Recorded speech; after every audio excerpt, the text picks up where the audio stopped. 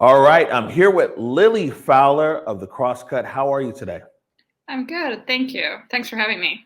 Oh, it's good to have you here. Well, I was on the Crosscut minding my own business as I usually do, and I came across an article that you wrote. It says Washington's vaccine rollout slower for BIPOC. You wrote it. Tell us about it. Sure. Well, I became interested in writing this article after seeing so many complaints on Twitter about not having access to the vaccine, right? And people were complaining about even elderly folks that had qualified from the get-go, 75-year-olds, 85-year-olds, and then they couldn't get a vaccine for their loved ones. So I started making some calls and trying to figure out what was going wrong. There's a lot of reasons why the rollout has been slow. One of the main ones is that the federal government just doesn't have a lot of vaccine right now to dole out, right? And so you're having to split up a relatively small pie. So everybody always comes back to that and as the central reason why so many people are struggling to get the vaccine. And that happened right at the same time that the state made a wider group of people eligible for the vaccine, right? Initially, it was going to be more a smaller group of people, and then the federal government pushed for everybody 65 and older to be eligible. And yet there was no more vaccine to dole out. But people still feel like the state could have done a lot more to make the rollout more deliberate and target people who are especially vulnerable to COVID. We all know, this has been reported for a while now, that Latino communities, Black communities have been especially hard hit by the pandemic. And so I talked to a lot of folks about, limited internet access getting in the way, language being a barrier, right? If you go to FaceFinder, the state's place where you go and you try to find out who has appointments available to get the vaccine, there's parts of it that you can get translated, right? You click on a button and you can get the Spanish version, but then there are other parts that aren't, and it's just in English. So that's been a barrier as well. The face finder itself, instead of having a central place for people to go, it'll give you hundreds of different of places, hospitals, doctors, community health centers, pharmacies where a vaccine might be available. And then you have to go to that specific place to see if, and their own online system, to see if a vaccine is available. So it's really convoluted. And I had people tell me that, hey, I'm, 40-something-year-old, like tech savvy individual, and I have trouble. So imagine a 75-year-old with limited English skills navigating this, that they're, it's going to be tough for them. And people are actually telling me that they're just relying on networks, who they know, going to Facebook. It's kind of a free for all as far as trying to find an appointment. And so we're hoping that there's going to be some improvements, right? I think the State Department of Health has gotten the message, and they are working on improvements. They're working on a more robust phone line that isn't always jammed up and that can help people in different languages, for example. That's one improvement that somebody talked to me about, the person who's in charge of the 2 mass vaccination centers in South King County. And so we'll see how quickly the improvements come. But again, that's also going to depend on whether or not the federal government can actually rack up the number of doses that it's distributing to the states. And so, for example, one of the community health centers that has 11 locations around the state, ICHS, they're actually getting shipments directly from the federal government for the first time this week. And so little improvements like that are, they're hoping that that's going to get us, the state, back on the right track. Right. And now, reading your article, you point out some areas of where people are having problems as far as vaccine, and one of them appears to be elders. Some of them are people who have limited access to internet. Others might not be tech savvy or have a smartphone.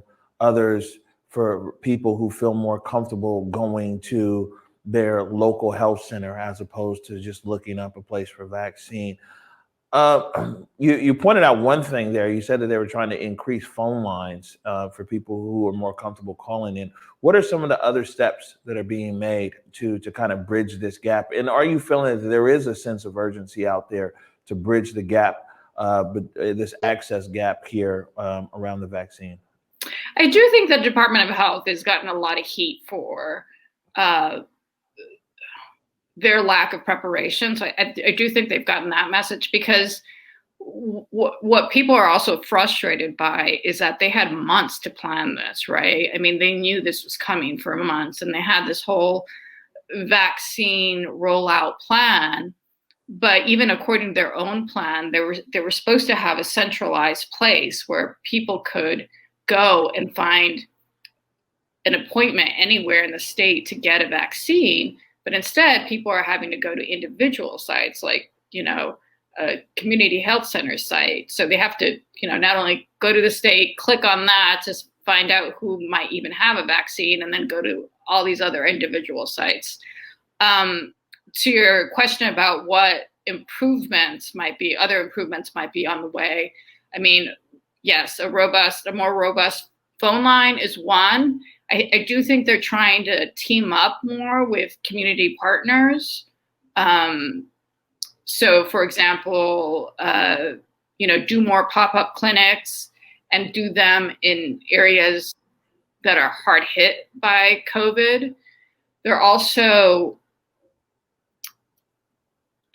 have these mobile units, but the thing about those is they've been targeting, elderly home health centers mostly, right? So nursing homes, and not everybody has their parent in a nursing home, right? That can be a very culturally specific thing. And so that's something else that was pointed out to me, like, hey, what about, us who we just would never put our parent in a nursing home. We take care of our elders at home. We should have access to the vaccine too, and be prioritized the way that nursing homes are, and yet we haven't. And so one thing I asked officials about was whether or not they were going to be making more individual home visits. And I think that they realize that they're going to have to go there eventually, but they're still trying to get folks who are maybe a little easier to access. Right. And now what we've seen here, when you talk about the pop-ups, Seattle, what kind of feedback have you gotten from the efforts in Seattle? I know that we actually witnessed a pop-up that was there at First AME Church, in which the Seattle Fire Department, Chief Scoggins, partnered with Central Area Senior Center and Black churches, and they vaccinated 337 African-American elders. Is this something that people are responding well to across the city? I think so. I mean, there's hiccups like everything else. So, for example, Univision ran a story the other day where a couple folks at one of the pop-up clinics didn't qualify for the vaccine under the state rules, and they got it. So there's stories like that, but I think they're the exception rather than the rule. I've been through to a couple. I went to one at a Catholic church in White Center that was targeting the Latino community there, and everything there seemed to go pretty smoothly. So I think they just, as somebody else put it to me, it's not that these things aren't happening and there isn't outreach happening in the community. It's just that there needs to be more of these things happening. And again, part of the hang up is that there just isn't that much vaccine to begin with, right? Right. I believe Mayor Durkin, when we talked to the mayor said their city gets like 1,000 vaccinations a week, or it was a very small number. Even the whole state, it's a very small number considering the population. Yeah, I mean, so last week's shipment of vaccines got delayed because of the snow out east, and it was 200,000 about that doses. But then you got to split that up among all these different entities that are saying, hey, we've got people who need vaccine. We've got patients calling, what do you have for me? And so it is a relatively small pie that's being split up between a lot of people. The Seattle, actually, the city itself has done a little bit better than the state overall in targeting more vulnerable communities. So Durkin told me that they've distributed about 70% of the vaccines they've distributed have been among BIPOC communities, but they're working with a much smaller population. We're talking about, I think they vaccinated over 4,000 people. So relatively small group of people, but still they have been very deliberate in their delivery. And so they've been targeting, say, low income housing and nursing homes and that kind of thing. But so has the state. It's just they've got a bigger population to deal with and don't have that much vaccine. Right. Well, you mentioned the city of Seattle. You've also mentioned the state of Washington. We know here in Martin Luther King County that some of the biggest rates of COVID-19 infection are actually in South King County. And where in some a few weeks ago, it was like in some areas of South King County was 6 times, the rate was 6 times higher than even in North King County. What kind of things is the county doing to be able to get this vaccine out there in hotspots?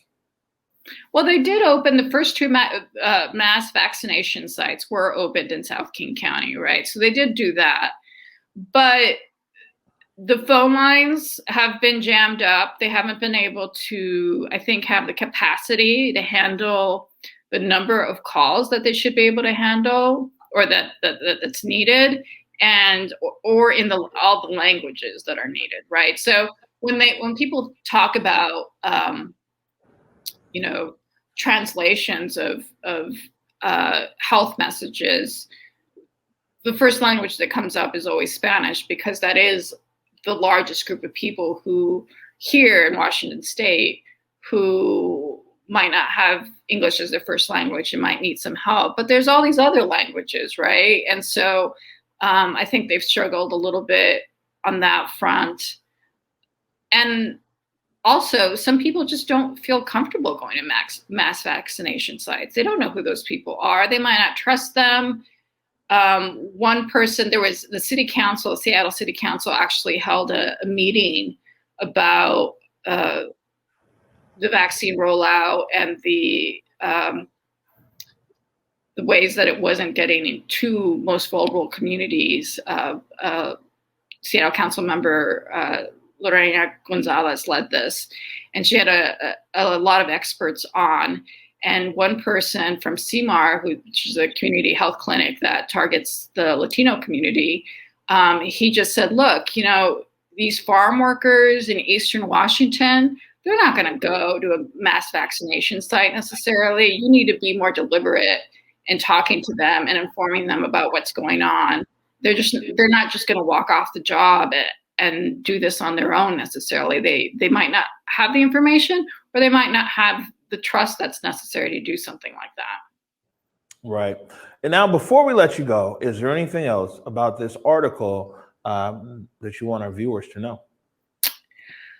I think we've covered it.